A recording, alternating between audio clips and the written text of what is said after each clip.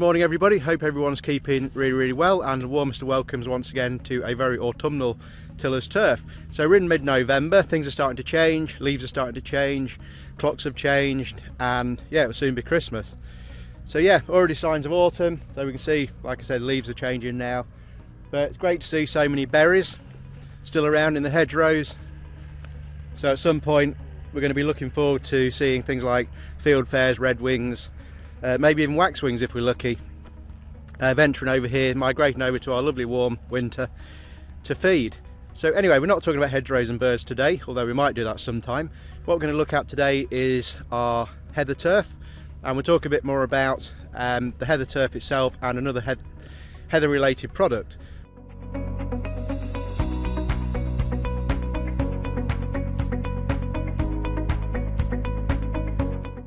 So we've just finished our first Heathland turf campaign, and what we have to remember here is this product is coming from an established downland heath, so therefore we can't harvest during sort of the growing period. So waiting for dormancy, when things are going to sleep, animals are in hibernation, insect life is pretty much finished for the year.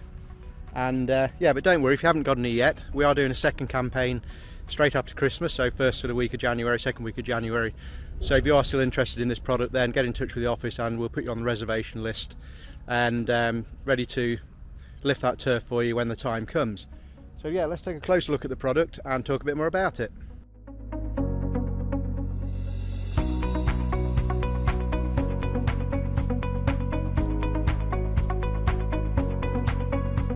A question I get asked a lot about our Heathland turf is why we're removing it from an established downland heath. Now there's a few things to point out here, and number one, this is part of an overall management plan, and we're working with the authorities and everything to make sure everything's being done correct and everything's being done right. Now the purpose of removing this is to protect the heathland, not to destroy it. And when I say protect it, we're creating things like fire breaks, so preventing the spread of, you know, wildfire, which can be devastating to these places and to the nature and the wildlife that lives within. But also we're creating scrape areas, regeneration areas, but the scrape areas in particular are really important now in terms of promoting you know, a perfect habitat for certain rare moths and endangered species that sort of inhabit our heathlands. So yeah, it's a win-win-win for everybody, but most of all what we're doing is we're increasing the heathland habitat throughout the UK, and that can only be a good thing.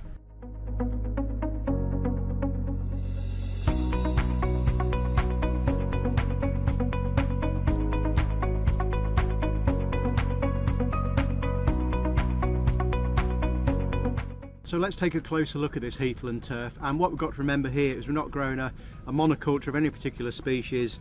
We're basically giving what nature gives to the heath, and although the product is predominantly Calluna vulgaris or common heather, ling, whatever you want to call it, there are other things that you will find in the turf. So let's just talk through the turf itself. So this is the slab. We typically try and cut it 40 to 60 millimeters thick. Now the harvest site is not level, it's not like our turf fields where we've got any control over that.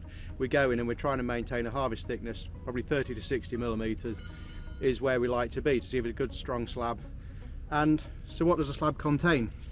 If we start at the bottom, so we've got that layer of soil there, which is going to contain a really healthy heather seed bank for future generations of heather to evolve.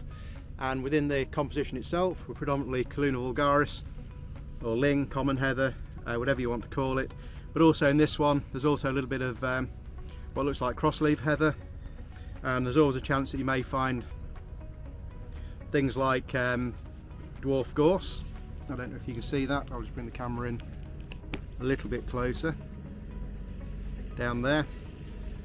So we've got a little bit of dwarf gorse there, and it's not unusual to occasionally find a really small pine tree. So these are all self-set, self-growing. So like I say, this is a completely natural product. Now where do we use this? We use it on places like bunker noses, places like that, but for establishing extended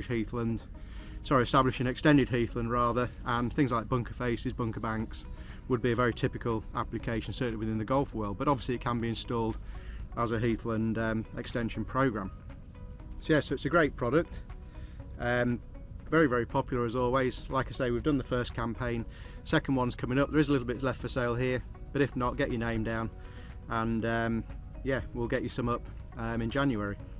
So yeah, all in all, great product, really pleased with it, And like I say, this is for those specifics. Now if you're looking at a bigger area, there is another product that we have, and we're going to take a look at that now.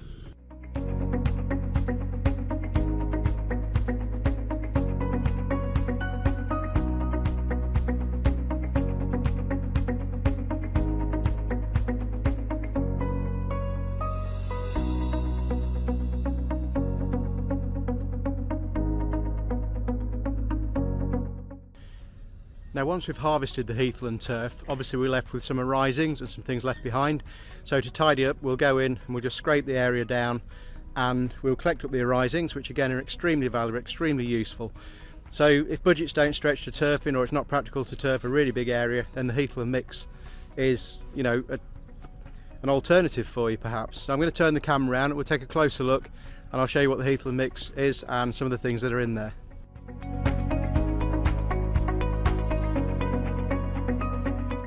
So in the Heathland mix, we've got a mixture of soil here. So like I said with the Heathland turf earlier, that's going to be full of seed and full of future generations of heather that are going to sustain this product and keep it going forwards. But also within there are sort of small heather plants, you know, root systems, things like that, which once they've tapped in and rooted down are going to grow and thrive and create, you know, the much bigger, wider area of heather that you so desire. So yes, there's all sorts in here. Like I say, there's bits of root systems, all these things, and yeah, great product for those sort of wider, sort of large scale areas. So in terms of areas to work with, a pallet of heather turf is roughly sort of 10 square metres. I think it's just over by the most accurate measurement. And the Heathland mix, yeah, there's enough in there to probably do double that. And the best way to apply the Heathland mix is to spread it out 3 or 4 inches thick and then roll it and get it nice and firm on the ground, and yeah, wait for things to happen. But it's really, really important that first seasons of establishment for both the turf and the Heathland mix itself to keep the moisture levels right and you know, give it the water it needs. We do know that heather does thrive in very dry environments, and but during that establishment period, till those roots get down, it's critical that we do keep that moisture control at the correct level for it to go.